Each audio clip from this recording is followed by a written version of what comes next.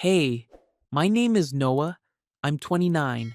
3 months ago, I was just a carpenter fixing gates and deck railings in a coastal townhouse complex. Then, at a charity gala, I made what I thought was a harmless joke to a married woman twice my age. I'll be your boyfriend for the night. She looked at me with these gray eyes that seemed to see right through me and said, "Are you sure you can handle it?" Her fingers smelled like citrus cleaner, and her scarf kept catching the salt air, and somehow that one joke turned into 2 a.m. meetings on courthouse steps and coffee left on doorsteps like secret messages. If you're watching this right now, tell me where you're from in the comments, because I still don't know if what we did was wrong. I was 29 and living paycheck to paycheck when I made the joke that changed everything. The Ocean View Townhomes Charity Gala was supposed to be just another networking night.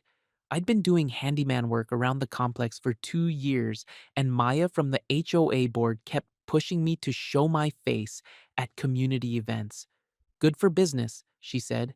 Get people to see you as more than just the guy who fixes their garbage disposals. So there I was, in my one decent button down, watching Eleanor Whitmore work the room like she was born to it. Eleanor was elegant. That's the only word for it. 42, married to Daniel, who owned half the medical practices in town, and she had this way of moving that made everything look intentional. Even when she was just reaching for her wine glass, it looked like choreography. I'd done work at her place before, fixed some deck railings last month while she supervised from the kitchen window, always polite but distant, the kind of woman who said, "Thank you so much," but never actually looked at you. Tonight was different. I was helping the volunteers set up check-in tables when she appeared beside me, sliding her arm through mine like we'd planned it. Her hand smelled like citrus cleaner and expensive moisturizer. "Noah," she said, smiling at the woman across from us. "This is Mrs. Patterson from the Historical Society. Mrs. Patterson, Noah's the carpenter who saved our deck plans last month." Mrs. Patterson beamed. "Oh, how wonderful. Eleanor, you two make such a lovely couple." I felt Eleanor's fingers tighten on my jacket sleeve. Neither of us corrected her. "Thank you," Eleanor said smoothly. "Noah's been such a support." I glanced over at the bar area where Daniel was talking to some other men in expensive suits. He looked our way once, his expression unreadable, then turned back to his conversation. The ice machine clattered as the bartender filled glasses. "Should we?" I started, but Eleanor was already guiding me toward the donor wall. "I need an escort," she said quietly. "These events get a bit overwhelming alone." She said it casually, but there was something underneath. A tiredness I recognized from my own Friday nights when the apartment felt too quiet. We moved through the crowd, Eleanor introducing me as Noah, our neighborhood craftsman, or Noah, who keeps our little community running. Each introduction felt like a small performance, and I started to notice how good she was at it. How she positioned us near the windows where the light was flattering, how she kept conversations just long enough to seem engaged, but not so long that people could ask detailed questions. That's when I made the joke. We'd just finished talking to the president of some garden club when Eleanor touched my elbow, steering us toward an empty cocktail table. "Thank you for this," she said, and for the first time all night she looked directly at me. "I know you probably have better things to do on a Friday." I should have said something normal, something safe. Instead, I grinned and said, "Hey, I'll be your boyfriend for the night if you need me to be." The words hung in the air between us. Eleanor's expression shifted, became more focused. She tilted her head slightly, studying my face. "Are you sure you can handle it?" she asked. The way she said it, there was no joke in her voice anymore, no smile, just this quiet challenge that made my stomach flip. I I started, but she was already moving again, walking toward the seating chart posted by the entrance. I watched her run her finger down the list of table assignments, then quietly switch a few name cards around. When she turned back to me, there was a small, satisfied smile on her lips. "Looks like you're at my table after all," she said. "Isn't that lucky?" The MC tapped the microphone, announcing that dinner would begin in 10 minutes. Eleanor smoothed her dress and checked her lipstick in the reflection of a picture frame on the wall. "Break time," she said. "Let's find somewhere to sit." Jonas ran the neighborhood bar, and he'd volunteered to help serve drinks tonight. He waved us over to a semi-private booth in the corner, away from the main flow of traffic. "VIP section," he said with a wink, "for our local celebrities." Eleanor laughed, a real laugh that transformed her whole face. "Celebrity might be overstating it." "Nah," Jonas said, filling our water glasses. "Mrs. Whitmore here raised 40,000 last year for the sea turtle rescue. That's celebrity status in my book." I watched Eleanor deflect the compliment, turning the conversation to Jonas's new craft beer selection. But I caught something in her expression when he mentioned the fundraising. A flicker of, what? Pride? Or maybe just relief that someone had noticed. We settled into the booth and the conversation started simple. How long had I lived in the complex? Did I always want to be a carpenter? Normal getting to know you questions. But then she asked about the watch I was wearing, my father's old Timex with the worn leather band, and something shifted. I found myself telling her about how he'd left it to me when he died, how I'd never been able to afford a nice watch, but this one felt more valuable than anything I could buy. She listened with her whole attention, the way people rarely do anymore. When I finished talking, she was quiet for a moment. "My father left me his workshop tools," she said finally. "I never learned to use them, but I kept them anyway. They're in our garage, still in his old red toolbox." There was something sad in her voice, something that made me want to ask more questions. But before I could, Maya appeared beside our table with her phone out. "Sorry to interrupt," Maya said, already raising the camera. "I'm getting photos for the HOA newsletter. You two look so relaxed. Mind if I snap one?" The flash went off before either of us could answer. I blinked away the spots in my vision and saw Eleanor's smile had gone tight. "Perfect," Maya said, checking the photo on her screen. "You guys look great together. I'll tag this for Monday's community page update." She bustled away, and Eleanor reached for her water glass. I noticed her hand shook slightly. "Everything okay?" I asked. "Fine," she said quickly. Then, quieter, "It's just, photos have a way of telling stories you didn't mean to tell." I was about to ask what she meant when the band started playing something slow and jazzy. Jonas appeared with a fresh bottle of sparkling water and disappeared again, leaving us alone in our little corner. "I should probably," Eleanor started, but she didn't finish the sentence. Instead, she did something that surprised me. She reached across the table and straightened my sleeve cuff where it had gotten twisted. Her fingers barely grazed my wrist, but the touch went through me like electricity. She must have felt it too because she pulled her hand back quickly, then looked around to see if anyone had noticed. No one had. The booth felt separate from the rest of the room, like we were in our own small world.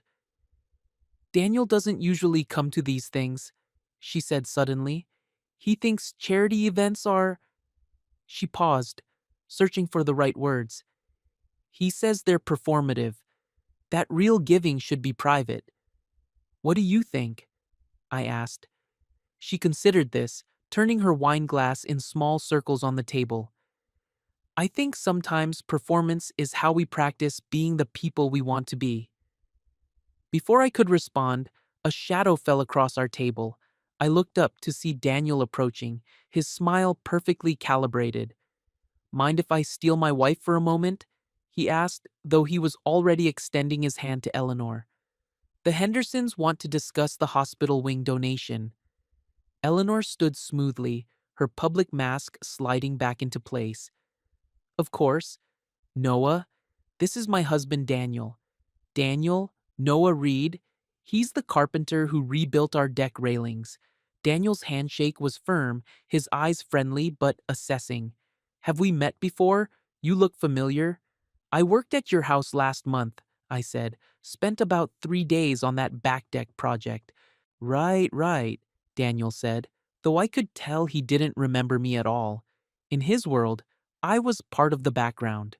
Useful, but not worth filing away in memory. Good work on that, by the way. Very thorough. He said it like he'd had to look up what to compliment about carpentry. Eleanor's jaw tightened almost imperceptibly. We should go find the Hendersons, she said. Thank you for the company, Noah. She said it formally, like I was just another donor she'd been chatting with. But as they walked away, I caught her looking back once over her shoulder. I sat in the booth for a few minutes, nursing my water and watching the crowd. Maya was making her rounds with the camera. Jonas was restocking the bar, and the music kept playing. Everything looked exactly the same as it had 10 minutes ago, but something fundamental had shifted. The MC announced that everyone should move to the patio for the silent auction preview. I followed the crowd outside, where string lights cast everything in a warm glow, and salt air drifted in from the ocean just beyond the complex. Eleanor was standing near the auction tables with Daniel and another couple, gesturing at a painting of sailboats. Even from across the patio, I could see her performing again. The engaged nod, the thoughtful question, the perfectly timed laugh.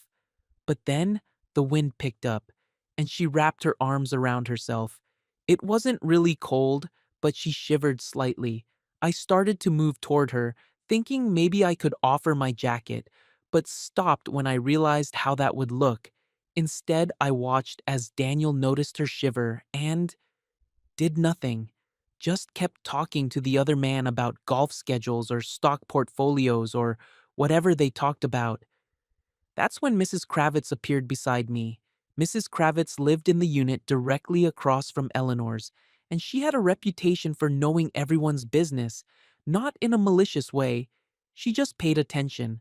Her porch light stayed on late, and she had a clear view of most of the courtyard. Lovely evening, she said, following my gaze. Eleanor's done such beautiful work organizing this. She has, I agreed. She works so hard on these events, Mrs. Kravitz continued, up until all hours, planning every detail. Daniel travels quite a bit for work, you know. Leaves her to manage everything alone. There was something pointed in the way she said it. I glanced at her, but she was just smiling pleasantly, watching the crowd. A volunteer approached Eleanor's group, speaking urgently about something inside. Eleanor excused herself and headed back toward the main room. As she passed my corner of the patio, she caught my eye and mouthed, "Stay close." I followed her inside, keeping a reasonable distance. The hallway outside the restrooms was quieter, with just the muffled sound of the band playing something slow and romantic. She was standing there when I found her, not really going anywhere, just pausing, like she needed a moment away from the performance. Everything okay? I asked. She looked up at me, and for a second her composed mask slipped completely. Do you ever feel like you're living someone else's life? The question caught me off guard. What do you mean? She shook her head, the mask sliding back into place. Nothing. Sorry. These events they drain me sometimes. The music from the main room was clearer here. Some old song about dancing in the moonlight. Without really thinking about it, I started swaying slightly to the rhythm. Just a tiny movement, barely noticeable.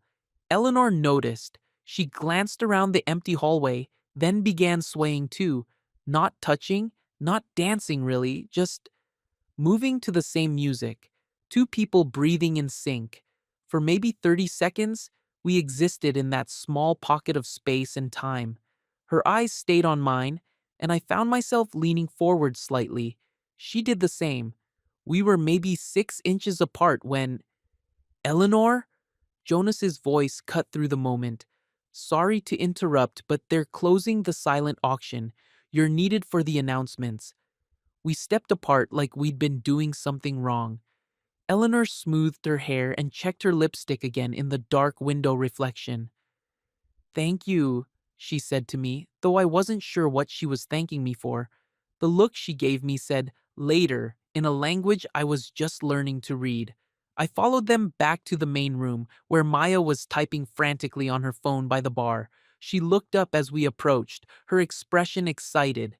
"Noah! Perfect timing. I got the best shot of you and Eleanor earlier. Look at this." She turned her phone toward me, showing the photo she'd taken at our booth. Eleanor was laughing, looking relaxed and genuinely happy, and there, reflected in the mirror behind her, was my face, focused entirely on her with an expression that was probably more revealing than either of us intended. "I'm posting this to the community page tomorrow morning," Maya said. "You two just look so natural together, like old friends." Eleanor appeared at my shoulder, looking at the photo. Her face went carefully neutral. "Maya," she said quietly, "could you hold off on posting that until later in the week? I'd prefer not to be all over social media right after the event." Maya's face fell slightly. "Oh, sure, I guess. I just thought—" "Thank you," Eleanor said firmly. "I really appreciate it." But I could see Maya wasn't entirely convinced. She nodded and put her phone away, but her expression suggested this was more of a delay than a cancellation. "Elle?" Daniel's voice called from across the room. "The Washingtons want to say goodbye." Eleanor straightened, her public smile returning. She looked at me once more, and I saw something like regret in her eyes before she turned away. The evening wound down after that. People started filtering out, saying their goodbyes and complimenting Eleanor on another successful event. I helped Jonas stack chairs and collect abandoned wine glasses, keeping one eye on the crowd. Eleanor worked the room until the end, gracious and composed, playing the perfect hostess, but I noticed she didn't look in my direction again. When the cleanup was finished, I headed outside to the courtyard. The string lights were still on, casting long shadows between the townhouses. I could see Daniel's Mercedes already parked in their driveway, which meant he'd left early. I was almost to my door when I heard footsteps on the walkway behind me. I turned to see Eleanor, still in her black dress but with her heels in her hand. "Walking off the evening?" she asked softly. "Something like that." We fell into step beside each other, not really going anywhere specific, just moving through the quiet complex, past the pool and the mailboxes and the little garden plots the residents maintained. "Thank you," she said after a while, "for tonight, for being easy to talk to." "Thank you for letting me be your boyfriend for the evening," I said, trying to make it light. She laughed, but it sounded tired. "Right, the boyfriend thing." We'd reached the point where the walkway split, left toward her door, right toward mine. We stopped there under the streetlight, not quite ready to separate. That's when her phone buzzed. She glanced at it, and her expression changed. "Daniel's home," she said unnecessarily. I could see his car from where we stood. "I should—" "Yeah," I said. "Of course." But neither of us moved. We stood there for another moment, the weight of the unfinished evening hanging between us. Then the porch light at her house blinked twice. A signal. Eleanor saw it and stepped back, putting distance between us. "Good night, Noah." "Good night." I watched her walk toward her door, bare feet silent on the concrete. She didn't look back. I was in my apartment for maybe 30 minutes when my phone buzzed with a notification. The HOA community page had a new post, despite Maya's promise to wait. The photo was there, Eleanor laughing, me reflected in the mirror behind her. The caption read, "What a wonderful evening. So grateful for all our neighbors who make events like this possible. Special thanks to Eleanor Whitmore for her tireless organizing." It looked innocent enough, but I stared at my reflection in that mirror, at the expression on my face, and knew that anyone looking closely would see exactly what Maya had seen. My phone buzzed again, a text from Eleanor. You were a sweet mistake. I read it 3 times before I understood what she was telling me. Then, I turned off my phone and lay in bed listening to the ocean through my thin walls, wondering how a joke about being someone's boyfriend for one night had turned into something that felt dangerously close to real. 3 days passed before I saw her again. I spent them working a kitchen renovation across town, trying to keep my hands busy and my mind occupied. But every time I drove back into the complex, I found myself glancing toward her unit. The blinds stayed closed during the day, opened briefly around dinner time, then closed again. Jonas stopped by my workshop Tuesday evening with a canvas tote bag. "What's this?" I asked. "Maya asked me to hold it for you," he said casually. "Something about community supplies." I looked inside. There was a soft wool blanket folded neatly at the bottom, along with a thermos that still smelled like coffee. "Community supplies?" I raised an eyebrow. Jonas shrugged, but he was trying not to smile. "Maya's very community-minded." That night, Eleanor texted me, just, "Tonight 8:15, walk around the block once. If we pass, we pass." I stared at the message for 10 minutes before typing back, "Okay." At 8:15, I stepped outside. The evening was cool with that salt-tinged breeze that made the whole complex smell like the ocean. I started walking the perimeter path that circled the townhomes, keeping my pace casual. She appeared from the opposite direction as I rounded the far corner by the community mailboxes. She was wearing dark jeans and a sweater, her hair pulled back simply. Without the gala makeup and careful styling, she looked younger, more real. We met under a streetlight, stopping like we'd just happened to run into each other. "Evening walk?" she asked. Seemed like a nice night for it. We stood there for a moment, not quite looking at each other directly. A dog barked somewhere in the distance. "I wanted to thank you," she said quietly, "for Friday night, for being so gracious about everything." Nothing to be gracious about. Wasn't there? She finally looked at me directly. "Maya posted that photo anyway, after I specifically asked her not to." "I saw." "Daniel asked about it." Her voice was carefully neutral. "About you? He said you looked attentive." My stomach tightened. "What did you tell him?" "That you're a neighbor who helps with community events sometimes, which is true." She paused. He seemed satisfied with that answer. A car turned onto our street, headlights sweeping across the pavement. We both stepped back instinctively, putting space between us. "I should," Eleanor started. "Yeah," I said, "me too." But as we began walking in opposite directions, she called back softly, "Noah?" I turned. "Thank you for the joke, even if it got complicated." I watched her disappear around the corner toward her unit, then continued my own walk home. As I passed her street, I could see Daniel's car in the driveway and warm light glowing through their kitchen window. A perfect picture of domestic normalcy. The next morning, her gate squeaked. I was loading tools into my truck when the sharp metallic screech cut through the quiet morning air. It was the kind of sound that carried, that made you wince and look around to see who else had heard it. Eleanor emerged a moment later, pulling the gate closed behind her with a grimace. She was dressed for a run in leggings and a fitted top, her hair in a neat ponytail. She tested the gate once more, and it squeaked again. Our eyes met across the courtyard. She looked embarrassed. I found myself reaching for my phone before I'd really thought it through. I typed, "Could you look at the gate as a neighbor?" She read the message, glanced up at me, then typed back, "Would you mind? As a favor?" 20 minutes later, I was kneeling at her front gate with my toolbox spread on the walkway. The hinges were just dry, an easy fix with some oil and minor adjustments. Eleanor sat on her front step watching me work. The morning sun caught the citrus scent of her hand lotion, the same smell I remembered from the gala.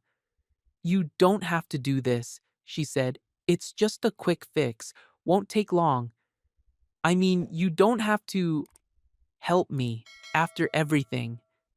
I looked up from the hinge I was adjusting. It's a squeaky gate, Eleanor. Not exactly a big favor. She smiled at that, a real smile that reached her eyes. Daniel keeps saying he'll get to it. Add it to the list. Long list? Getting longer. She picked at the hem of her running shorts. He's been busier lately. More travel. More everything that isn't here. I turned my attention back to the gate, testing the swing. The squeak was gone, but I kept adjusting things that didn't need adjusting. Can I ask you something? Eleanor said. Sure. Friday night, when you made that joke about being my boyfriend? She paused. Did you mean it as just a joke? I stopped working. This was dangerous territory, and we both knew it. Does it matter? I asked. It might. I could hear the vulnerability in her voice, the same tone that had slipped through during our hallway moment at the gala. I wanted to look at her, but I didn't trust myself to keep my expression neutral. I meant it as a joke, I said carefully, but I can't say I minded playing the part. She was quiet for so long that I finally did look up. Her expression was thoughtful, like she was working through a complicated problem. Eleanor? Daniel's voice called from inside the house. Who's out there? She straightened immediately, her mask sliding back into place. Just the handyman looking at the gate.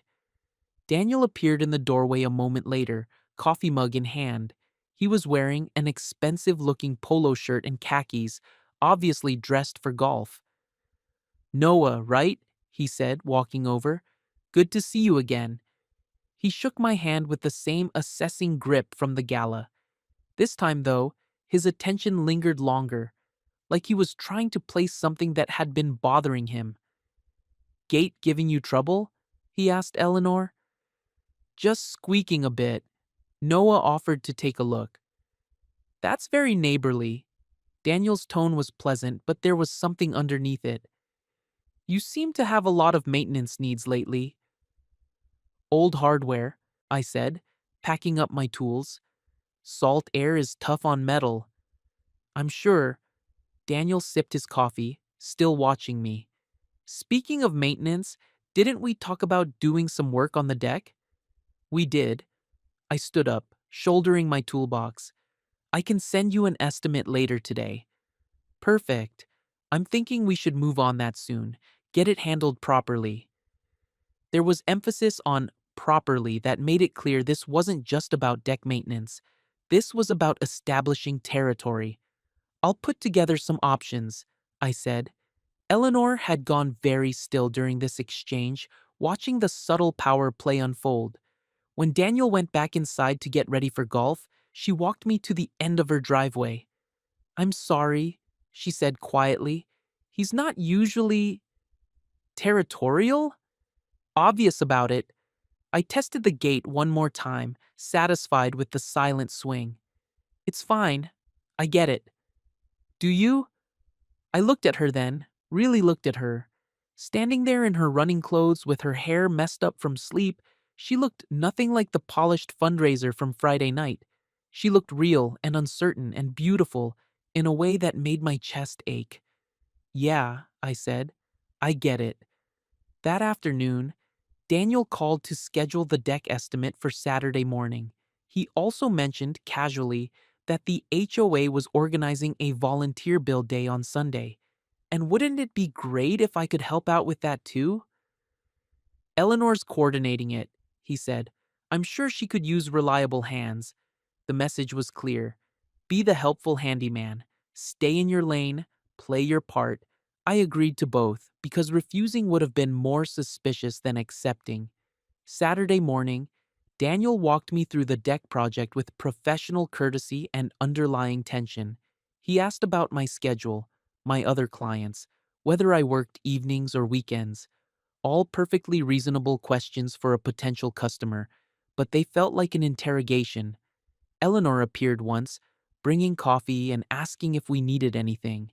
She set the tray down and left quickly, but not before I caught the way Daniel watched her interactions with me. I submitted a clean, professional estimate that afternoon. Competitive pricing, detailed breakdown, references available upon request. Everything a concerned husband could want in a contractor. Sunday's volunteer build was at the community garden, where a group of residents was constructing new raised beds for vegetables. Eleanor directed the project with quiet efficiency, pairing people up and assigning tasks. Maya volunteered to be the photographer again, documenting the community spirit for the newsletter. She paired me with Mrs. Kravitz to rebuild a bench near the tool shed. Mrs. Kravitz turned out to be surprisingly good company. She had strong opinions about proper wood treatment and wasn't shy about sharing them. As we worked, she kept up a steady stream of commentary about the other volunteers. Eleanor works so hard on these projects, she said, handing me a bolt, always organizing, always thinking of others. She seems dedicated. She is. Too dedicated sometimes, if you ask me. Mrs. Kravitz lowered her voice. A woman needs more in her life than charity work and an empty house. I glanced over at Eleanor, who was helping two residents measure lumber. Empty house? Daniel travels so much for work. Conferences, medical symposiums, consulting jobs. Gone more than he's home lately. Mrs. Kravitz tested the bench stability. A marriage needs tending, same as a garden. When we finished the bench, Eleanor came over to inspect our work. She ran her hand along the smooth surface, testing the joints. Beautiful job, she said. It'll last for years. Mrs. Kravitz did most of the work, I said. I just provided muscle. Eleanor smiled. Teamwork then. A gust of wind picked up, sending leaves swirling around the garden. Eleanor's scarf, the same soft blue one she'd worn to the gala, lifted and tangled on a fence post near where I was standing. She reached for it at the same time I did, our hands brushing briefly as we untangled the fabric. The contact lasted maybe 3 seconds, but the electricity was unmistakable. Thank you, she said, rewrapping the scarf around her neck. No problem. Maya appeared with her camera. One more group shot before we wrap up. Everyone gathered around the finished raised beds, tools in hand, dirt on their clothes, the picture of productive community cooperation. I ended up in the back row, directly behind Eleanor. As Maya counted down, 3, 2, Eleanor leaned back slightly, just enough that her shoulder touched my chest. 1. The flash went off. Eleanor stepped forward immediately, but the moment hung between us like a held breath. Later, as everyone was cleaning up, I noticed Eleanor's scarf was missing from around her neck. I looked around and spotted it on the ground near the fence post, partially hidden under some fallen leaves. I picked it up, meaning to return it to her, but she was already walking to her car with Daniel, who had arrived to pick her up. I watched them drive away, the scarf still in my hand.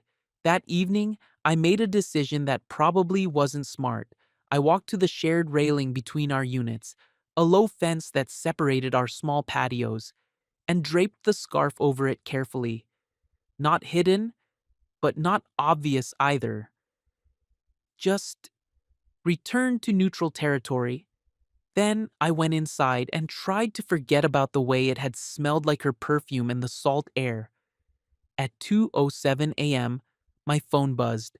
The message had no words, just a location pin for the front courtyard and a simple, "Step outside, no talking." I lay there for 5 minutes, telling myself this was a bad idea, that I should stay in bed and pretend I'd never seen the message. Instead, I got dressed and opened my front door. Eleanor was sitting on the shared steps outside the community, mailboxes, wrapped in a thick blanket. The courtyard was empty, lit only by scattered porch lights and the distant glow from the pool area. I walked over and sat beside her, careful to leave space between us. She lifted one edge of the blanket, offering to share. The wool was soft and still warm from her body heat. We sat there in complete silence, shoulders touching, listening to the ocean wind move through the palm trees. After maybe 20 minutes, Eleanor's head tilted back against the building behind us. I could see her profile in the dim light, the curve of her cheek, the way her eyelashes cast tiny shadows. I wanted to say something, ask her what we were doing, what this meant, where it could possibly go. But the silence felt fragile, like words might break whatever this was. A porch light snapped on across the courtyard, Mrs. Kravitz's unit. We both saw it at the same time. Eleanor stood up slowly, folding the blanket. "Thank you," she whispered. "For what?" "For stepping outside." I watched her walk back to her unit, bare feet silent on the concrete. She didn't look back. The next morning, I woke up early and did something I'd been thinking about since Sunday. I gathered my tools and walked to Eleanor's front gate, the one I'd fixed earlier in the week, but this time I wasn't there to repair anything. I was there to improve it. I spent an hour adjusting the hinges, adding weather stripping, and treating the metal with a protective coating that would last through years of salt air. When I was finished, the gate opened and closed like silk. I left a thermos of coffee on her front step, no note, no explanation, and went to work. When I came home that evening, the thermos was gone. In its place was a paper cup, still warm, with steam curling up into the cool air. I sat on my front step and drank her coffee as the sun set over the ocean. It tasted like cinnamon and possibility. The next few days settled into a careful routine. I would fix small things around the complex, a loose board here, a squeaky hinge there. She would leave coffee or sometimes a piece of fruit on my step. We passed each other in the courtyard with polite nods and careful smiles. Daniel approved the deck estimate and scheduled work to begin the following Monday. He also mentioned that he'd be traveling more in the coming weeks, a medical conference in San Diego, consulting work in Phoenix. "Eleanor will be here to supervise," he said. "She's very detail-oriented." Thursday evening, I was loading my truck after a long day when Eleanor emerged from her unit for what looked like an evening walk. She was wearing jeans and a soft sweater, her hair loose around her shoulders. We met by the mailboxes, the same spot where we'd had our first careful conversation. "Evening walk?" I asked. Seemed like a nice night for it. This time, instead of separating after a few polite words, we fell into step together. No destination, just moving through the quiet complex as the porch lights began clicking on. "Thank you for the coffee," I said. "Thank you for the gate, and the thermos coffee before that. And thank you for stepping outside the other night." She glanced at me sideways. "That was probably not very smart." "Probably not." "Are you going to do it again if I ask?" I stopped walking. We were in the shadow between two streetlights, the space where the evening felt most private. "Are you going to ask?" I said. She looked up at me then, and in the dim light I could see everything she wasn't saying. The loneliness, the guilt, the want she was trying so hard to contain. "I don't know," she said honestly. "I should say no. But, but I can't promise I will." We stood there for a long moment, the weight of that admission hanging between us. Then, a car turned onto our street, headlights cutting through the darkness, and we started walking again. When we reached the point where our paths diverged, Eleanor stopped. "Noah?" "Yeah?" "When Daniel leaves for San Diego next week?" She paused, seeming to reconsider whatever she'd been about to say. "The deck work. It'll be good to have a project." "It will." She nodded once, then headed toward her door. But before she reached it, she turned back. "207, she said quietly, "if you're awake." Then she was gone, leaving me standing in the courtyard with my heart hammering against my ribs and the taste of possibility sharp on my tongue. I went inside and lay in bed, watching the clock, waiting for Monday, when Daniel would leave for his conference. waiting for 2:07, when the complex would be dark and quiet and full of dangerous possibilities, waiting to see if some promises could be kept without ever being spoken aloud.